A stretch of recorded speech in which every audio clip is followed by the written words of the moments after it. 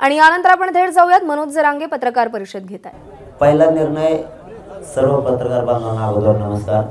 पहिला निर्णय असा झाला की माननीय राज्य सरकारनं मुख्यमंत्री साहेबांना दोन उपमुख्यमंत्री साहेबांना आणि मंत्री महोदयांनी जो मराठा समाजासाठी ज्यांच्या नोंदी सापडल्या नाहीत आणि ज्यांच्या सापडल्या त्या नोंदीच्या आधारावर त्यांच्या गणगटातील सर्व राज्यांतर्गत येणाऱ्या सर्व सगळ्या सोयऱ्यांना कुणबी प्रमाणपत्र देण्यात येणार आहे असा कायदा बनवण्यासाठी सरकारनं काल अध्यादेश काढलाय, आदेशित केलंय की सगळ्या सोयऱ्यांना त्याच नोंदीच्या आधारावर नोंद नसली तरीही प्रमाणपत्र घेता येईल। त्यासाठी जो काल त्यांनी राजपत्रित अधिसूचना केल्या, अध्यादेश तो काढलाय, त्यामार्फत किमान पहिलं प्रमाणपत्र एक मिळेपर्यंत त्या कायद्याची तात्काळ लगेच अंमलबजावणी होण्यासाठी हे आंदोलन तोपर्यंत कायमस्वरूपी अंतर्वालीचं सुरू राहणार आहे। कारण आपण मराठा समाजाला सांगितलं होतं, मराठा समाजाला आरक्षण परिपूर्ण मिळाल्याशिवाय हे आंदोलन थांबणार नाही। त्या शब्दावर आपण ठाम आहेत की काल मुंबईत मोर्चा होता, त्या मोर्चात जो कायदा पारित झालाय, जो राजपत्रित अध्यादेश झालाय, त्याची अंमलबजावणी होऊन पहिलं प्रमाणपत्र मिळेपर्यंत, अंमलबजावणी होईपर्यंत हे आंदोलन सुरू राहणार आहे। हा पहिला निर्णय झाला। दुसरा, हे आंदोलन आता कायमस्वरूपी सुरू आहे। हे आंदोलन मराठ्यांनी 100% जिंकलेले आहे, त्यात काय दोन नाही।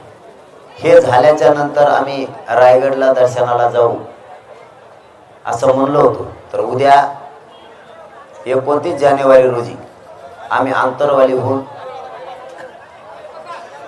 विश्वाची राजधानी असणाऱ्या रायगडावरती छत्रपती शिवरायांच्या दर्शनाला उद्या आम्ही जात आहोत।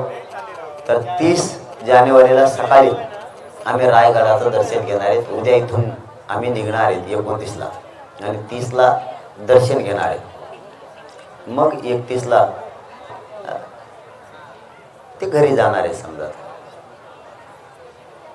आणि पहिलं प्रमाणपत्र मिळाल्याच्या नंतर या कायद्याच्या आधारावर, या कायद्याचा फायदा म्हणूया, म्हणजे या कायद्याची अंमलबजावणी होऊन पहिलं प्रमाणपत्र मिळाल्यावर महाराष्ट्राच्या वतीनं आम्ही विजयी कार्यक्रम घोषित करणार आहेत आणि प्रचंड मोठा विजयी सभा म्हणूयात किंवा विजयी कार्यक्रम मोठा महाराष्ट्रातल्या मराठ्यांचा घेणार आहे।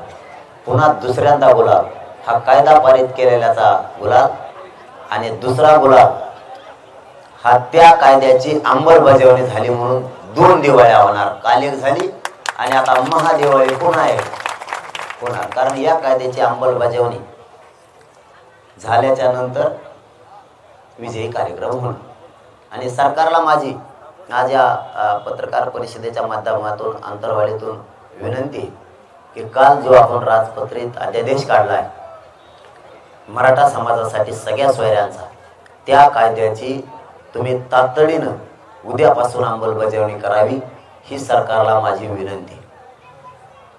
तोपर्यंत, जोपर्यंत अंमलबजावणी होत नाही तोपर्यंत हे आंदोलन सुरू राहणार आहे। मात्र उद्यापासून त्यांनी सुरू करावी ही विनंती। मार्ग इकडून लय लांब होईल ना, मधून काढा ना, नाही नाही लय लांब होईल लागले। हो 3 रस्ते आहेत ना रायगडाला, कोणता जवळ नाही, लगेच फायनल वाचून दाखवले।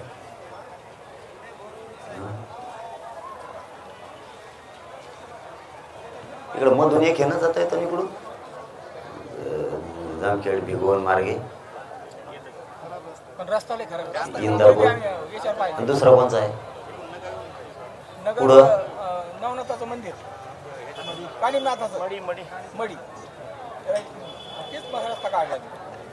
आत्ता चालू तिकडून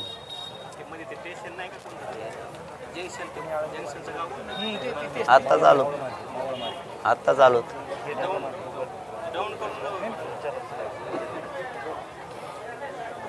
चला रायगडला जाणार आहे तर रूट आपण थोड्या वेळा सांगू. रूट थोड्या वेळ मग काढा लगेच कोणत्या मार्गे जायचं. म्हणजे डिक्लेअर झालं तर ते गावकरी लोक बिचारे थांबतील नसतात, त्यांनी कोणत्या मार्गाने थांबतील ते उगत चार बाजूनं एकमेकाच्या भेटीला थांबायला.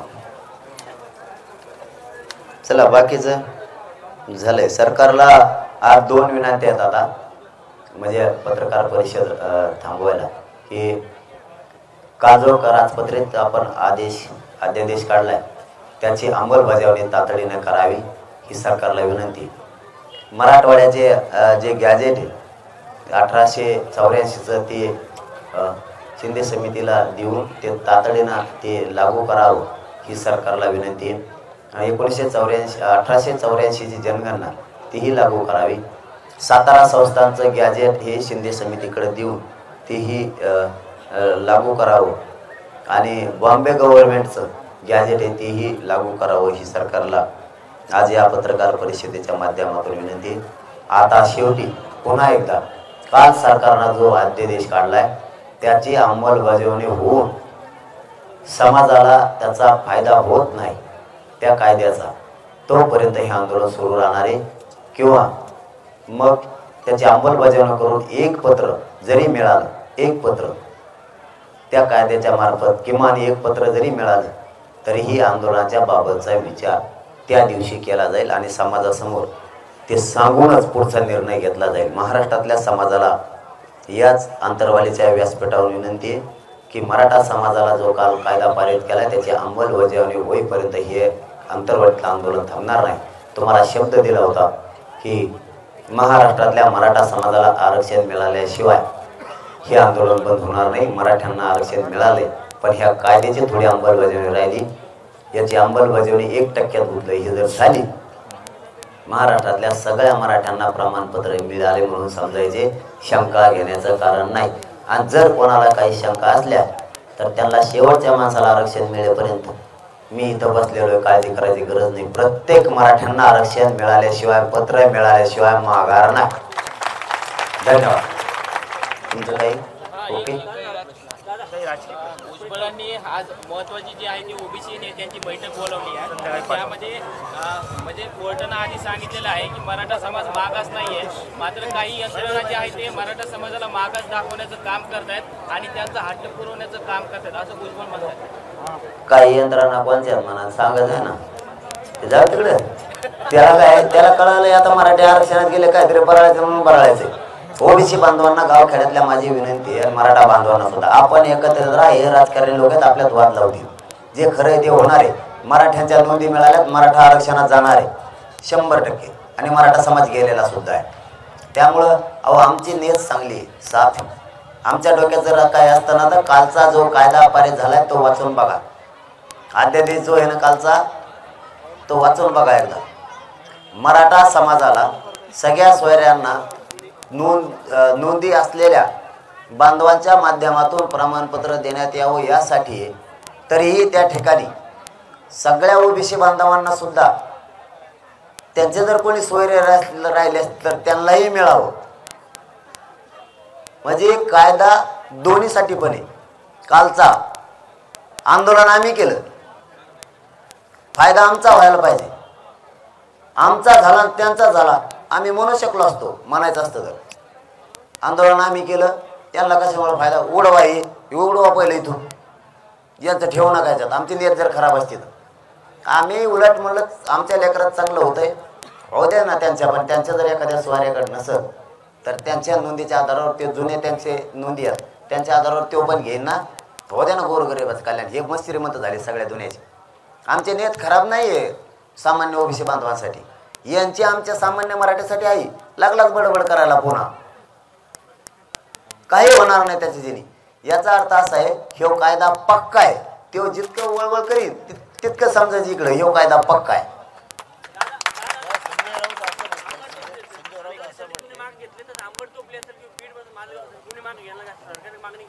हे राज्याच्या बाहेर आसामचे आहेत का काय तालुके? सांगितलेले तालुके महाराष्ट्रातील का आसामचे आहेत? आंतरवालीसह राज्य म्हणलं हे राज्यातलेच आहेत ना. आंबट चौफुली महाराष्ट्रात येत नाही का? येते का?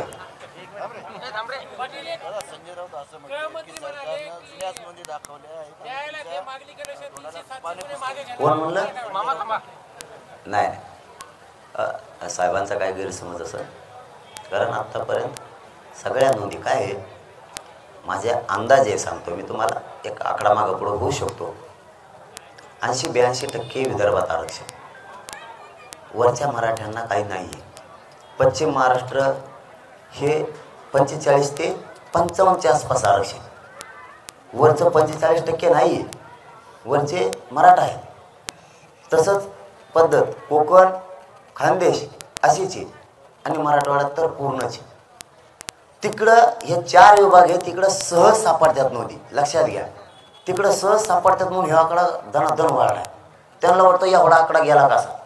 तिकडं सुद्धा आरक्षण 100% नाही आहे. मग त्यांच्याकडे सहज ते उपलब्ध होत्यात, आणि मराठवाड्यात कसरत करावं लागते म्हणून तिकडचे जास्त निघाल्यात. हे मी त्यांना विचारलंय 2दा, हां एकदा नाही 2दा, मला सुद्धा गैरसमज होताच. त्या नव्या आहेत का जुन्या आहेत डिक्लेअर करा सरकारला 2दा सांगितलं, पण त्यांनी डिक्लेअरच नाही केलं. आता त्यांनी त्याशी 57 लाख सापडल्या असं लिहून दिले, त्यामुळे नव्याच धरल्या. मग आता ते उत्तर तर द्या ना, जुन्या काय लिहून देते मग.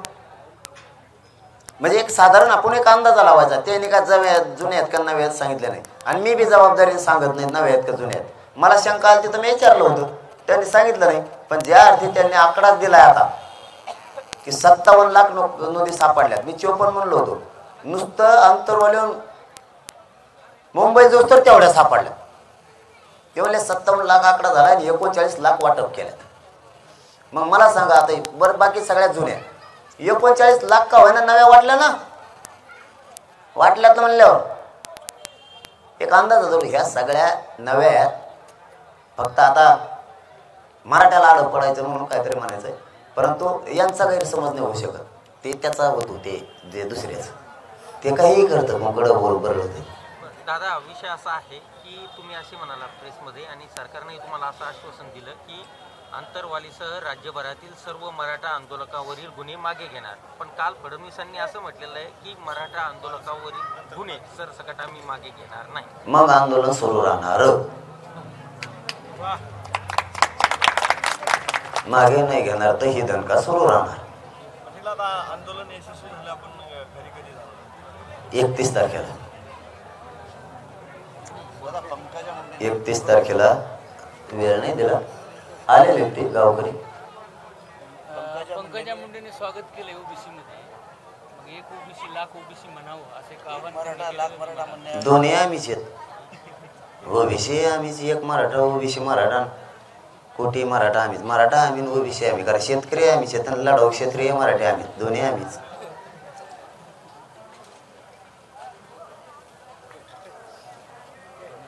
आणखी घ्यायच्या राहिल्यात ना पुऱ्या 100% होणार म्हणा, मग भेटून म्हणा कोण.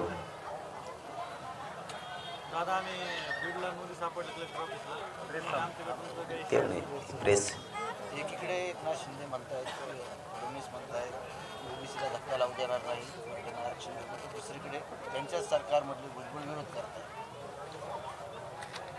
त्याचा जाऊन सोडून ते विरोध करणार आहे मरूस तर, ते काही कामातून गेलं त्याला जाता जाता भांडणं लावून जायचे ओबीसीत मराठ्यात, दुसरं काही काम नाही त्याचं. त्याचं तेवढंच काम आहे, त्याला मराठ्यात आणि ओबीसीत भांडण लावायचं, आमच्यात का होत नाही. त्याचं सगळ्यात मोठं डोकं कुठं उठत आहे माहिती आहे का, भांडणं कम लागणार ओबीसी बांधवात आणि मराठ्यात.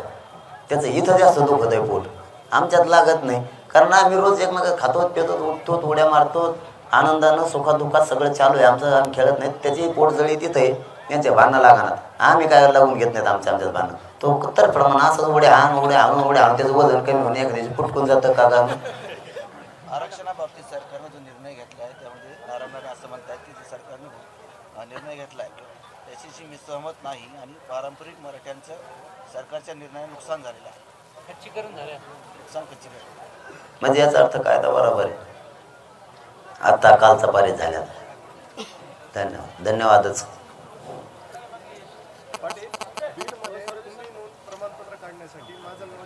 उपजिल्हाधिकाऱ्यांनी 10,000ची लाच घेतली तर त्यांची कलर पकडली आणि उपजिल्हाधिकाऱ्यांना नोटीस सुद्धा दिली त्या फरार आहे त्याकडे कसं नाही हो, मला आता माहित आहे.